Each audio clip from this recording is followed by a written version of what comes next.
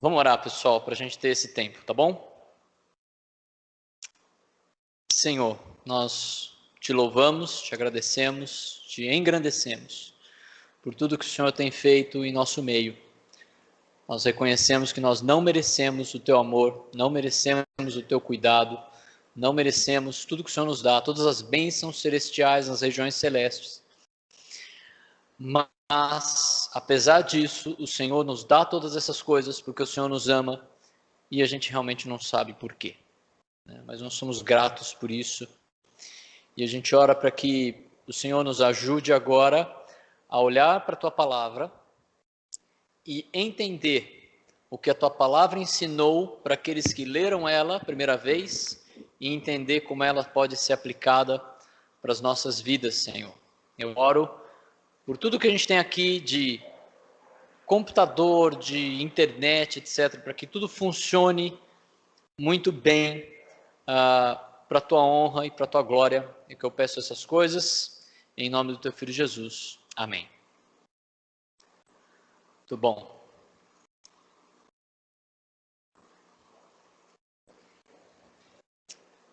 Vamos lá.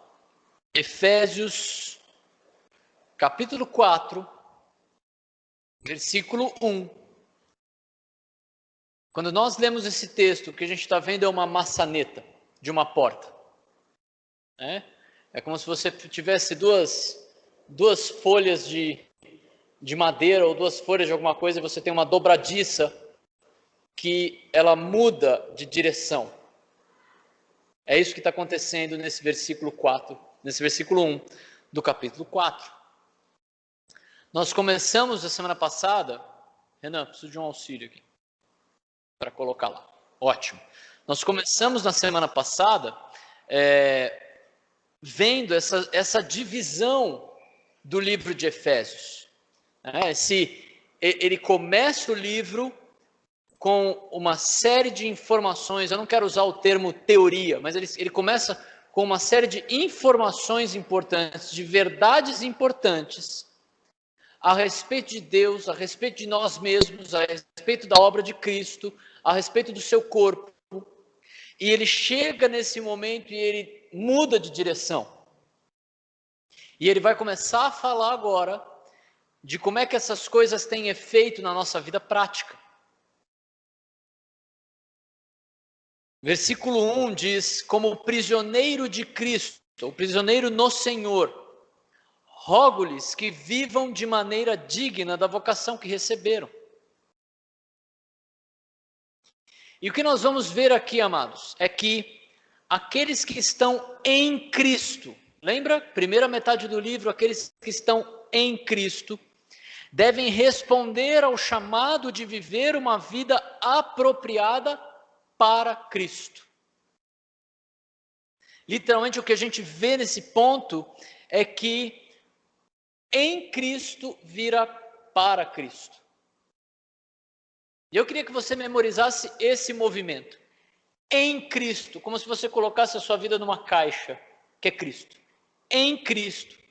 E agora esse em Cristo vira para Cristo. Você foi colocado em Cristo e agora você vai, como se você fosse empurrar essa caixa e ela agora vai seguir em Cristo. Ela vai seguir um novo rumo. Ok? Então, em Cristo e para Cristo. E ele começa com esse termo, rogo-vos, pois. Literalmente, o pois é uma expressão de consequência. Está falando, em consequência de tudo aquilo que veio antes, em consequência das bênçãos espirituais nas regiões celestiais em Cristo, em consequência daquela oração de Paulo pela revelação aos que estão em Cristo, em consequência da salvação em Cristo para os que estavam mortos sem Cristo, em consequência daquela nova comunidade de judeus e não judeus em Cristo, em consequência da paz entre os homens e a paz com Deus para aqueles que estão em Cristo. E em consequência da oração de Paulo para a realização dessas coisas, para aqueles que estão em Cristo. Em consequência de todas essas coisas que Paulo está construindo, do capítulo 1 até o capítulo 3, agora nós temos um chamado. O chamado para o lado. Amados, você lembra o que significa discipulado? Andar junto? Amados, esse é um chamado para o discipulado. Um chamado para o lado. Venha para o meu lado. É isso que Paulo está chamando. Rogo-lhes. Literalmente chamar para o lado. Rogar, consolar, encorajar, fortalecer pela consolação, confortar, tudo isso, essa palavra envolve tudo isso, apelar, uma exortação, um conforto, uma instrução, tudo isso está carregado nessa palavra paracaléu. Caléu é chamar e para é do lado, paracaléu. E essa é uma palavra muito importante, palavra muitas vezes usada no Novo Testamento, inclusive em textos que a gente conhece muito bem. Por exemplo, Romanos 12, 1 e 2. Portanto, irmãos, rogo, chamo vocês para o meu lado. Então, ele fala, rogo pelas misericórdias de Deus, que se ofereçam em sacrifício vivo, santo e agradável a Deus. Esse é o culto racional de vocês. Não se amoldem ao padrão desse mundo, mas transformem-se pela renovação da sua mente, para que sejam capazes de experimentar e comprovar a boa, agradável e perfeita vontade de Deus. Amados, esses 2 versículos de Romanos, eles resumem exatamente o chamado que Paulo vai falar aqui em Efésios. Apesar de mostrar de uma forma um pouco diferente, é exatamente isso que ele vai falar. Despojai-vos do velho homem, renovem-se pelo espírito do entendimento e revesti-vos do novo homem. Exatamente a mesma coisa, ele está rogando, chamando.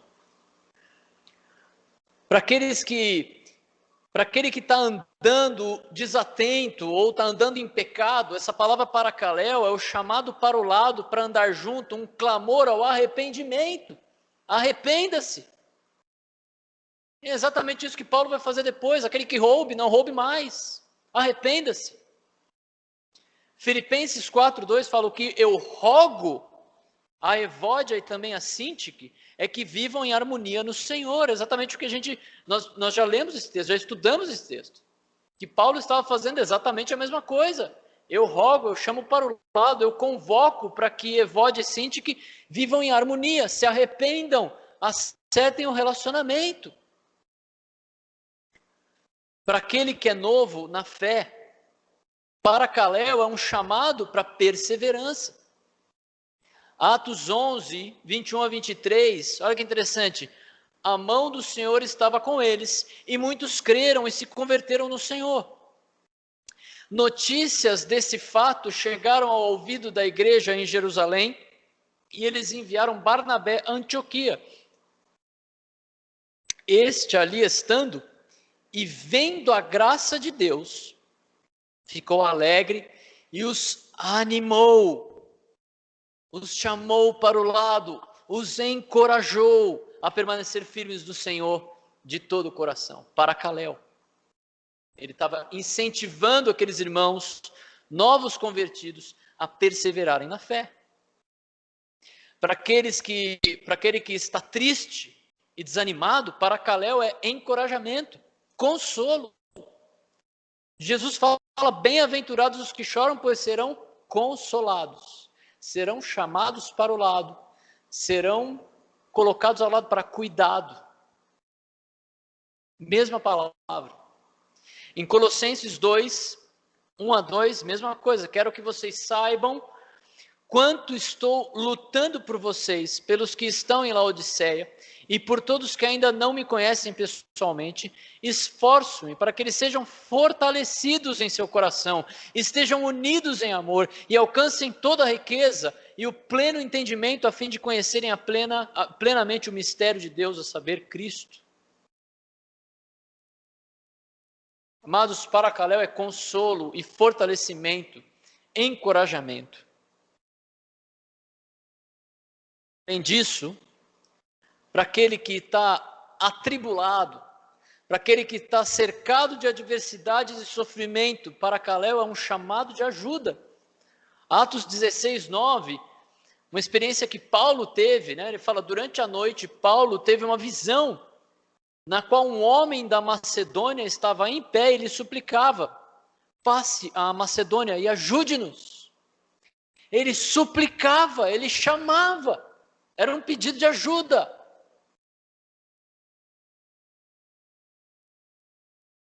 Aquele que está fraco e emaranhado no pecado, para aqueles que estão longe, paracaléu é uma admoestação, uma correção, um chamado para o caminho certo. De novo, arrependimento. Lucas 3, 16 a 18, João respondeu a todos, eu os batizo com água, mas virá alguém mais poderoso do que eu, tanto que não sou digno nem de desatar as correias das suas sandálias.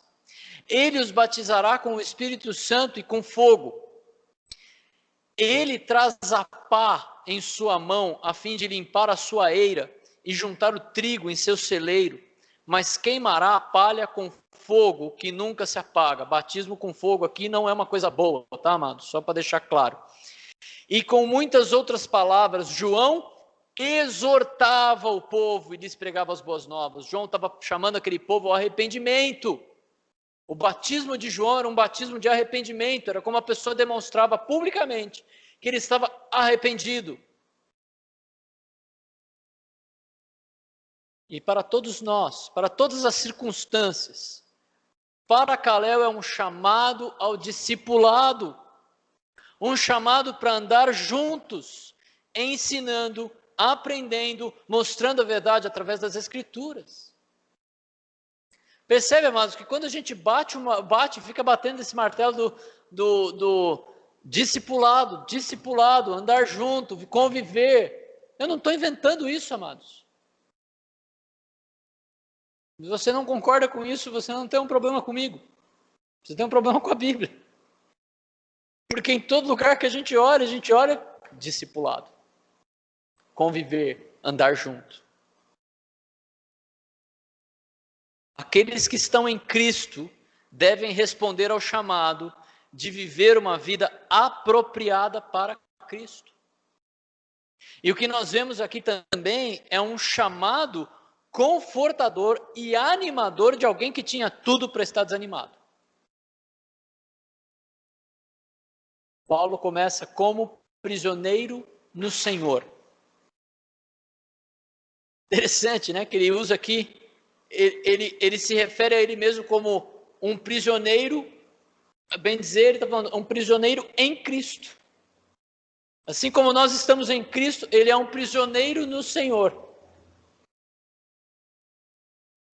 Em Cristo, nós temos todas as bênçãos espirituais, nós temos uma nova família, nós temos liberdade de uma vida de pecado. Mas Paulo, em Cristo, se tornou prisioneiro, justamente por fazer o que ele devia fazer como apóstolo de Cristo. E ele era o apóstolo aos gentios. Ele tinha tudo para estar desanimado, mas ele tinha uma noção do quadro que Deus estava pintando através do sofrimento dele. E a gente é lembrado disso, né? Quando a gente viu lá em Efésios 3, eu vou ler o versículo 1 e 13, né? Porque tem um parênteses no meio, né? Por essa razão, oro eu, Paulo, e ele usa de novo, prisioneiro de Cristo Jesus, em favor de vocês, gentios. E aí ele termina ali, portanto, eu peço a vocês que não desanimem por causa das minhas tribulações em seu favor, pois elas são uma glória para vocês. Paulo, ele podia então animar e chamar aqueles irmãos, porque ele mesmo estava vivendo uma vida não olhando ao redor, não olhando para a circunstância, mas olhando para o todo que Deus estava realizando. na sua vida e através dela. E então aquele prisioneiro em Cristo não desanimava, porque ele estava ali justamente por cumprir o seu papel. E ele usa isso como argumento para que aqueles irmãos também não desanimassem, porque se ele não tivesse preso, aqueles irmãos não conheceriam a Cristo. Entende? Ele só estava preso porque aqueles irmãos conheceram a Cristo e o rebuliço foi tão grande naquela época que prenderam Paulo. Paulo ele podia animar aqueles irmãos por causa daquilo que estava sendo feito através da vida dele.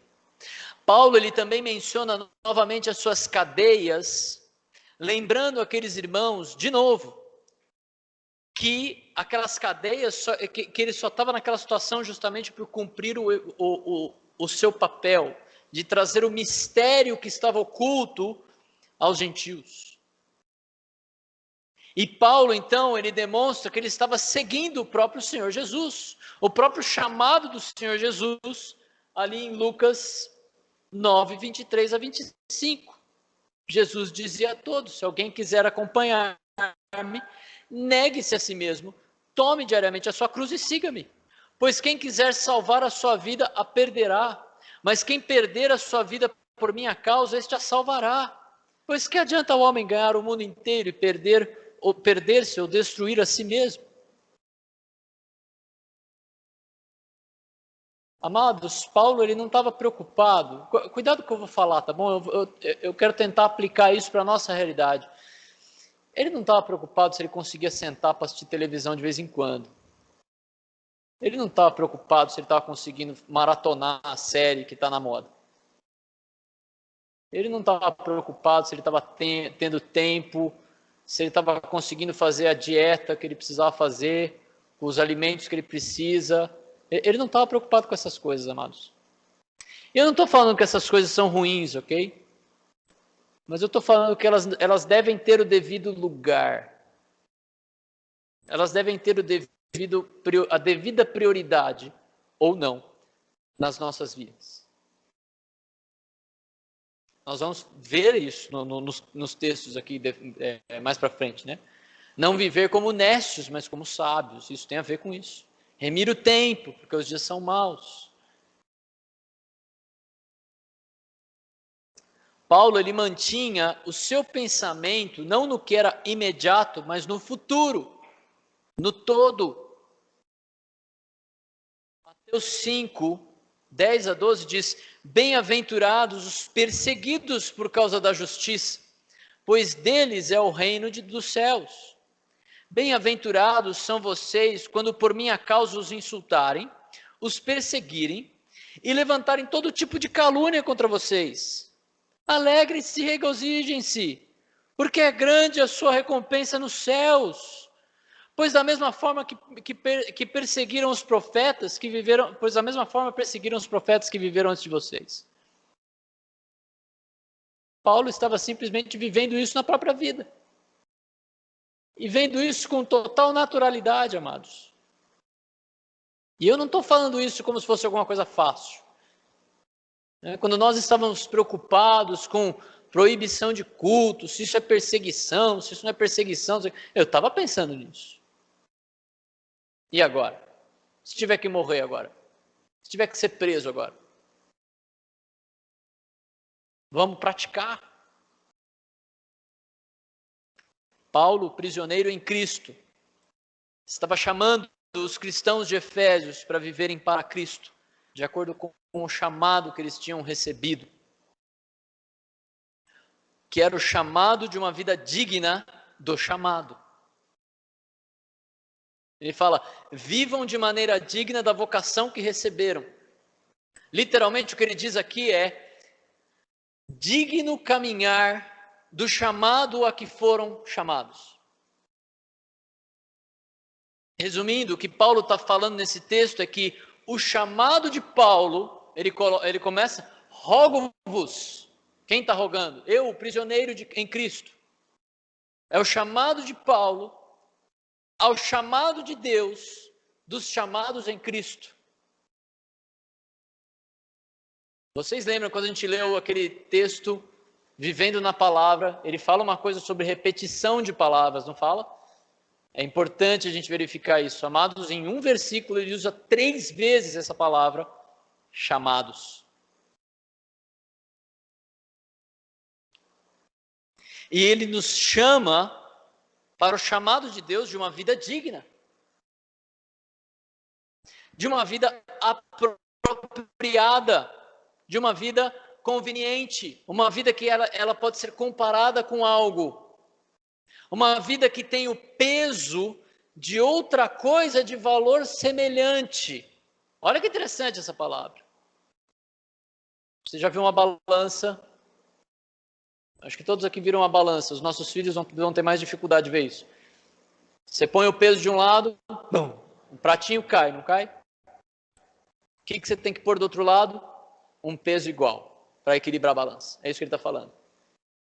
Você tem que ter uma vida que seja compatível com uma outra vida. Com uma vida digna. Uma vida comparável a essa.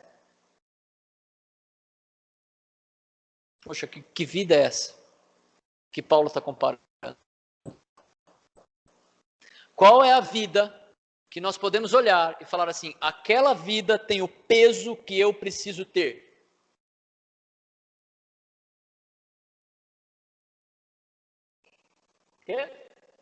Com a máscara no escuro. Cristo. É a vida de Cristo, amados. Essa é a vida digna. Lembra de Filipenses? Aqui tem uma outra coisa interessante, que vem de uma palavra, é isso aqui, né? Do peso, eu já conversei, já falei isso aí. Do peso compatível.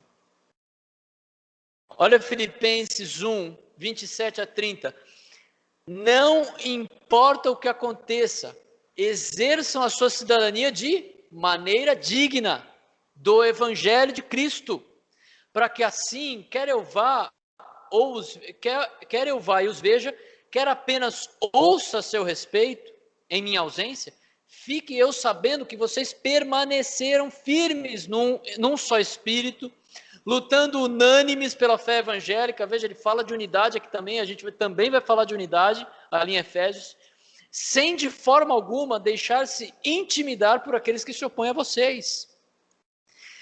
Para eles, isso é sinal de destruição, mas para vocês de salvação. E isso da parte de Deus. Pois a vocês foi dado o privilégio de não apenas crer em Cristo, mas também sofrer por Ele. Olha o que Paulo coloca aqui. A vida digna do chamado é uma vida que está disposta a sofrer por Cristo, inclusive se necessário. Já que estão passando pelo mesmo combate que me viram enfrentar e agora ouvem que ainda enfrento. Paulo está preso. Colossenses 1, 9 a 11 também. Por essa razão, desde o dia em que o ouvimos, não deixamos de orar por vocês e de pedir que sejam cheios do pleno conhecimento da vontade de Deus, com toda a sabedoria e entendimento espiritual. Veja coisas muito parecidas com o que a gente viu em Efésios. E isso para que vocês vivam de maneira digna do Senhor, em tudo possam agradá-lo, frutificando em toda boa obra, crescendo no conhecimento de Deus e sendo fortalecidos com todo o poder, de acordo com a força da sua glória, para que tenham toda a perseverança e paciência com alegria. E por fim, 1 Tessalonicenses 2, 10 a 12, tanto vocês como Deus são testemunhas de como nos portamos de maneira santa, justa e repreensível entre vocês os que creem, pois vocês sabem que tratamos cada um como um pai trata seus filhos, exortando, consolando, dando testemunho para que vocês vivam de maneira digna de Deus, que os chamados para o reino, para o seu reino e glória.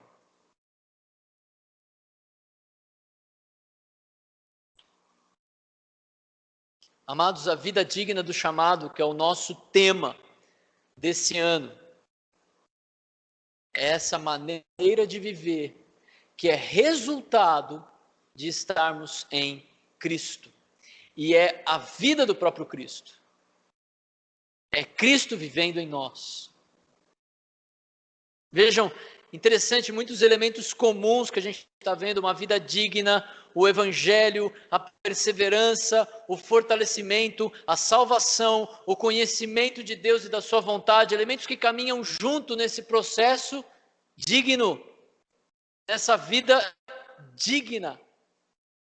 Tudo isso está envolvido nessa vida digna. E aí ele fala que é um digno proceder, ou vivam de maneira digna da vocação que receberam. E essa palavra viver, vivam, no original, que literalmente ele está falando ali, ó, digno caminhar.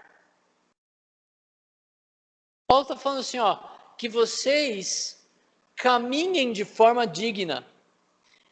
E lembra que a gente já falou isso algumas vezes, sobre essa palavra caminhar na Bíblia, que ela tem tudo a ver com o nosso viver, com a forma como nós fazemos o nosso próprio caminho, como nós fazemos bom uso das oportunidades, do BO, né? Gostei, BO, boas oportunidades. Como nós nos conduzimos na nossa vida. Amados, veja que isso tem tudo a ver com as decisões que você toma no seu dia a dia. Isso tem tudo a ver com quando toca o despertador, se você vai dormir mais um pouco ou não. Ou se você vai atender aquele horário que você definiu para o seu devocional. Ou então se você vai viver preguiçoso. Se você vai investir em conhecer a Deus, ou se você vai investir em conhecer outras coisas. E vai gastar o seu tempo com outras coisas que não são ruins em si mesmas, mas elas se tornam péssimas a partir do momento que tomam o lugar de Deus na nossa vida. Se tornam ídolos.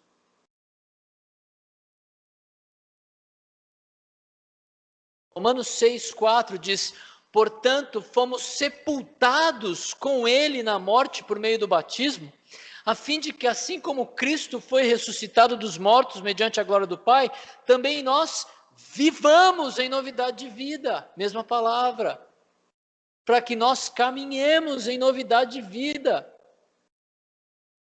Amados, se nós morremos para nós mesmos, o morto não tem opção, né?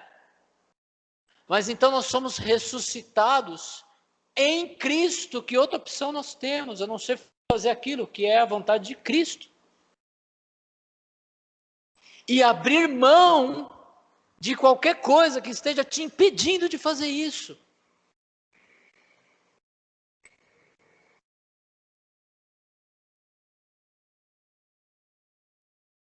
Interessante que Paulo ele usa um argumento muito parecido com esse de Romanos 6, lá em Efésios 2. Ele fala, nós estávamos mortos nos nossos delitos e pecados, vivendo a vida toda lambuzada, igual todo mundo, mas então nós somos ressuscitados em Cristo. Romanos 13 a 14 fala, comportemo-nos com decência, e aqui é, caminhe, viva com decência, como quem haja à luz do dia, não em orgias e bebedeiras, não em imoralidade sexual e depravação, não em desavença e inveja, ao contrário, revistam-se do Senhor Jesus Cristo, e não fiquem premeditando como satisfazer os desejos da carne. Amados, isso é muito forte. Você já se pegou pensando em como é que você vai pecar? Como é que eu vou sair dessa situação com uma mentira? Como é que eu vou me portar naquele lugar que eu vou poder comer tudo o que eu quero? Quando é que eu vou ter um tempo tranquilo para entrar na internet e ver fofoca ou pornografia?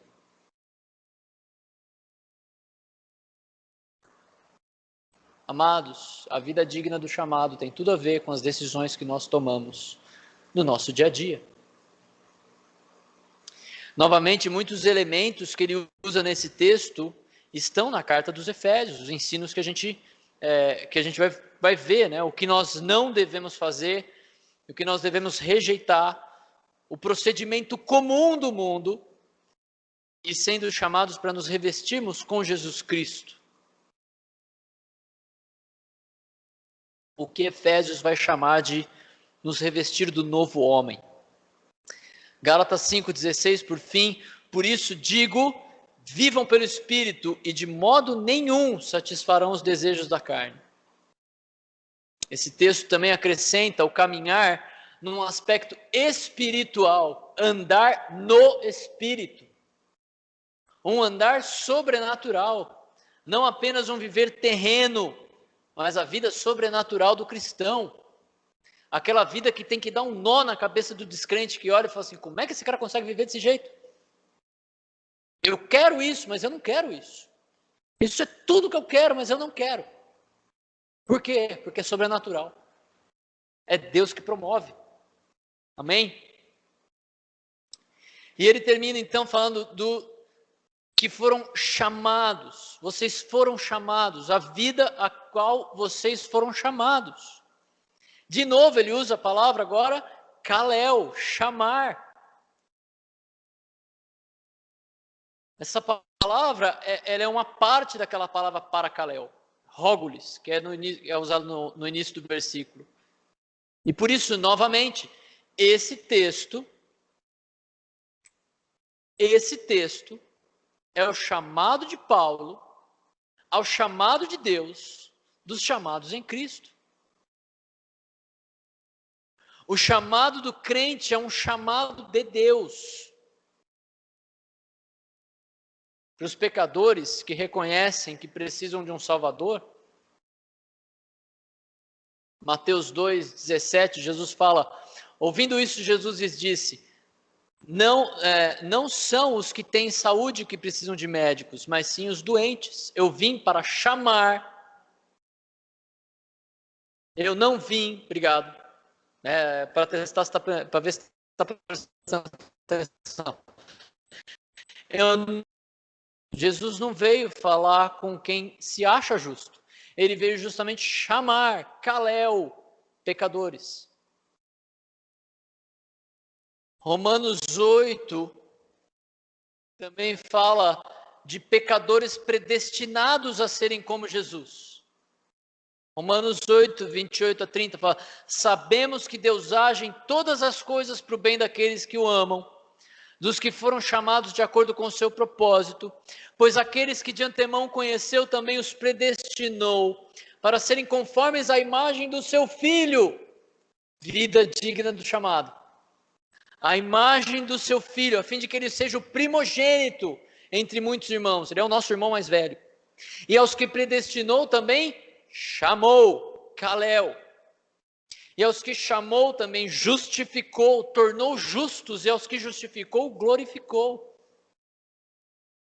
Nos tornou aptos para viver a eternidade, é isso que ele vai fazer conosco.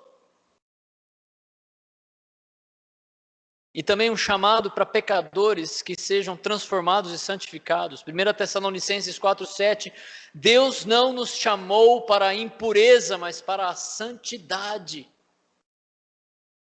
Amados, pense no peso do que ele está falando aqui.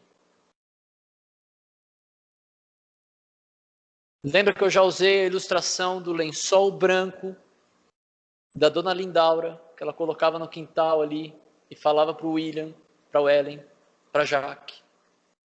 Nem chega perto. Porque se tiver uma manchinha naquele lençol branco, vocês vão ver o juízo.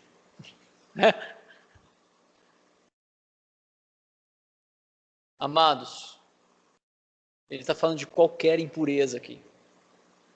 A mínima que seja. E é muito difícil. Na verdade, é impossível. Por isso que a vida digna do chamado é sobrenatural.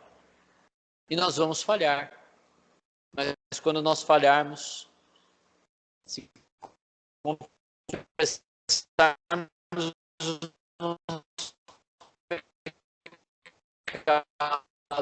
Deus é fiel. Aqueles que estão em Cristo responder ao chamado de viver uma vida apropriada. Como é que nós fazemos isso?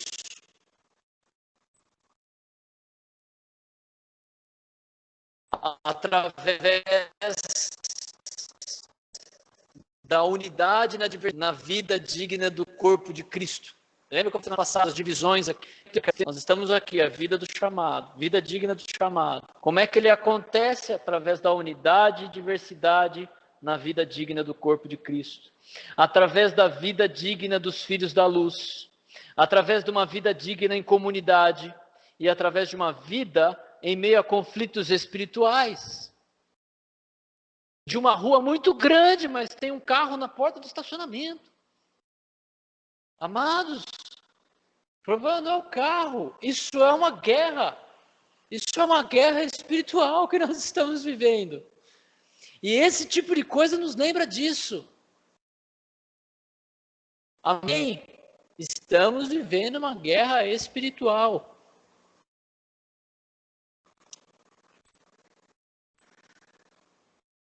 Aplicações para a nossa vida. E eu não estou sendo exaustivo aqui, tá bom? Estou pensando, inclusive, em como a gente pode aplicar isso de outras maneiras.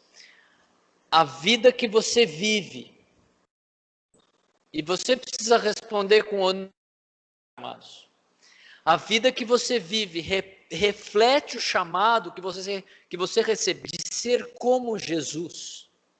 Se você é como eu, você vai responder alguma coisa como não. Mas você vai também poder responder alguma coisa, estou caminhando para isso. Pense no que vem na sua mente quando você ouve essa pergunta de coisas que você precisa mudar. E peça ajuda. Peça para alguém. Lembre que paracaléu também é um pedido de ajuda. Chame alguém do seu lado. Irmão, me ajuda, porque eu luto nessa área. Eu não sei usar meu tempo. Eu não consigo ter meu devocional direito. Me ajuda porque eu não consigo liderar minha família. Eu não consigo servir meu marido. Eu não consigo priorizar meus filhos para ensiná-los a como ter o devocional deles, como caminhar com Cristo. Nossa vida está uma bagunça. Nossa família é uma bagunça. Amados, tenha certeza, tem dias que lá em casa é uma bagunça também. Mas nós continuamos lutando em Cristo. Pedindo ajuda quando necessário. E contando com a misericórdia e graça de Deus na vida de irmãos que podem nos ajudar. A maneira como você usa o seu tempo, tesouro, testemunho e talento. Lembra aqueles 4 T's que eu comentei algumas semanas, acho que foi semana passada? Demonstram a sua preocupação em viver uma vida digna do chamado? Qual a luta? Acho que eles não estão vendo a imagem. Qual luta você tem no uso do seu tempo, por exemplo? Se você luta com o uso do seu tempo, nós temos aquela ferramenta chamada inventário do tempo. Peça, eu mando para você. Veja como você tem usado o seu tempo. Qual o ralo que está indo o seu tempo embora? Se você tem uma luta em relação ao uso do dinheiro, mas vamos fazer uma planilha. Quanto que entra, quanto que sai. Se está saindo mais do que está entrando, tem um problema. Tem algum ralo que está indo no seu dinheiro. E aqui eu tenho que fazer a pergunta. Você tem contribuído? E eu não estou pregando dinheiro. Mas é incrível. Eu posso falar que 99,9% das vezes que uma pessoa vem com um problema financeiro e eu faço essa pergunta, a pessoa fala, não. Lógico que ela não está contribuindo. Ela não está usando dinheiro direito. Não sobra. Mas não é para sobrar, é o contrário. Aquela parte não é nossa. Nem minha. Aquela parte é do Senhor. Não posso mexer. Precisa alinhar a vida financeira. Prioridades. Como está o seu testemunho? Será que as pessoas olham para sua família, olham para sua vida? Eu não quero aqui pensar que a pessoa vai olhar para sua família e ver aquela família de propaganda de margarina. Não é isso que a gente, né? Mas é uma família que assim, nossa, eles caminham juntos. Olha, esse pai sabe as lutas dos filhos. E ele está ajudando. Ele sabe, olha, esse pai serve a esposa. Essa esposa, ela valoriza o marido. Que coisa! Como é que estão os seus talentos, as suas habilidades? Você tem usado elas para o Senhor em Cristo. E não é só aqui não, amados, na sua casa também. Aquilo que você faz, você tem buscado fazer em Cristo, para Cristo. Seu trabalho, homens, as suas famílias têm refletido o chamado de Deus para vivermos uma vida transformada. Vocês, homens, têm chamado as suas esposas e os seus filhos para responder esse chamado, porque Deus vai cobrar isso de nós, homens. Mulheres, esposas, vocês têm cooperado com seus maridos, buscando uma vida transformada e auxiliando para Cristo. Como as nossas ações e reações no trabalho, por exemplo, demonstram também uma vida digna do chamado. Você discute, é normal, discussão acontece no trabalho. Você procura aquela pessoa, cara, eu falei com você de um jeito errado. Me perdoa. Porque a pessoa não vai entender nada, provavelmente. Né? Mas é incrível. Isso tem muito a ver com o nosso testemunho, amados.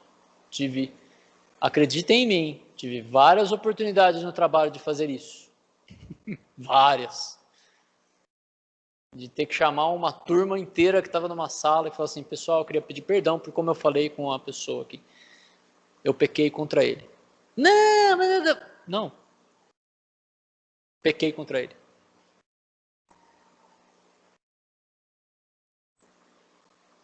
Lembra do irrepreensível? O irrepreensível tem a ver com isso.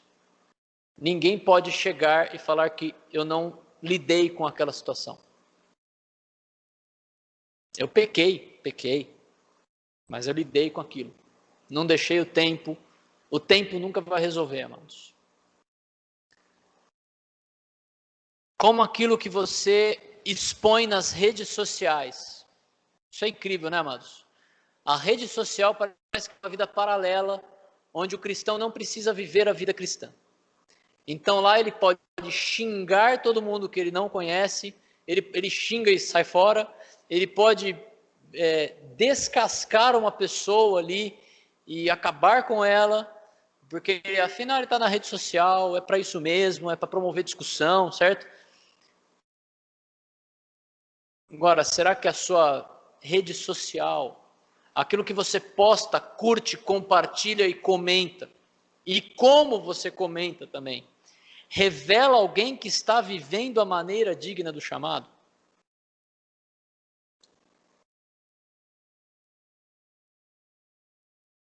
A gente tem que pensar nisso, amados. A nossa vida virtual, se ela não é um reflexo da nossa vida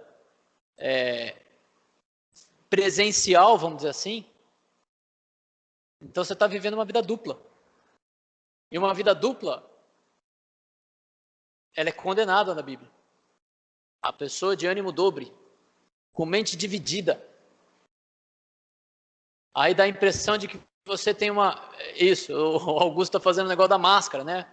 Aquela... Eu troco de máscara, eu coloco a máscara que eu preciso na hora que eu quiser. Hipócrita. Tudo bom? Obrigado, hipócrita. Não, desculpa, Augusto. Obrigado. A gente troca e a gente acha que na rede social a gente pode fazer isso. E lá está tudo bem. A vida dupla, amados. A gente precisa pensar nessas coisas. A gente tem estudado, a gente comentou um pouquinho ontem na reunião da diretoria da liderança sobre essa questão do online, o presencial, a tecnologia. A tecnologia sempre nos dará um benefício e tirará outro. Então, às vezes a gente acha que tem um benefício de ter aqui eu posso ser qualquer coisa, né? Não podemos, amados. Nós temos que ser Cristo. No Facebook, WhatsApp, Telegram, seja lá qual for a rede. Vamos orar, amados, porque a gente precisa de ajuda, né? Muita ajuda. A começar em mim, a gente precisa de muita ajuda para viver essa vida. Senhor, obrigado pela tua palavra. Ela nos confronta. E eu oro para que o Senhor use essa confrontação na nossa vida, na vida de cada um. Nós precisamos ser transformados, Pai. Nós precisamos ser transformados nas nossas famílias, nas nossas vizinhanças, no nosso trabalho, escola, nos nossos círculos de amizades. Nós precisamos viver uma vida digna do chamado. Nós precisamos ser transformados quando nós estamos sozinhos. Precisamos ser transformados quando estamos online.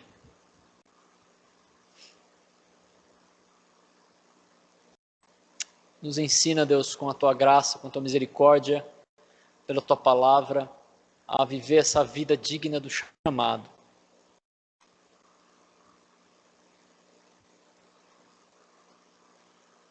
Porque ela é impossível para nós. É impossível, Senhor. Nós não conseguimos. Não dá.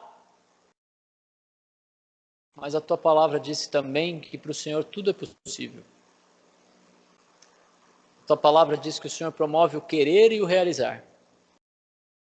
Eu suplico, eu rogo ao Senhor, para Caléu, venha ao nosso lado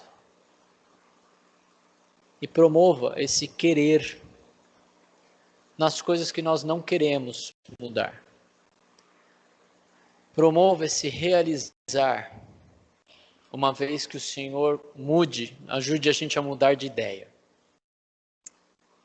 Nós precisamos do Senhor e nós reconhecemos isso. Em nome do teu Filho Jesus. Amém.